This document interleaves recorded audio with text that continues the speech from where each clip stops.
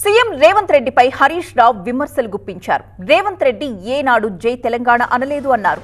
ఉద్యమం కోసం ఎన్నోసార్లు మేం జైలుకు వెళ్లాం. రేవంత్ ఎప్పటికీ తెలంగాణ ఉద్యమకారుడు కాలేరు అన్నారు హరీష్ రావు. రాష్ట్ర హక్కులు కాపాడేది కేవలం బీఆర్ఎస్ పార్టీ మాత్రమే అన్నారు హరీష్ రావు.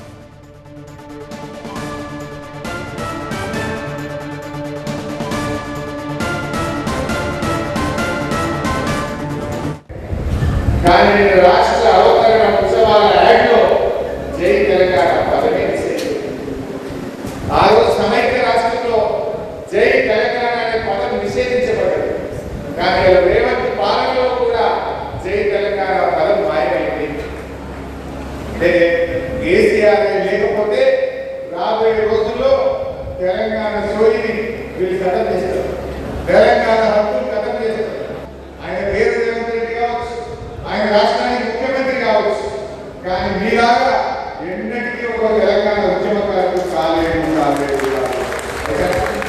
తెలంగాణ ఉద్యమకారులు మీ పిల్లలు చెప్పుకుంటారు, మీ మమ్మల్ని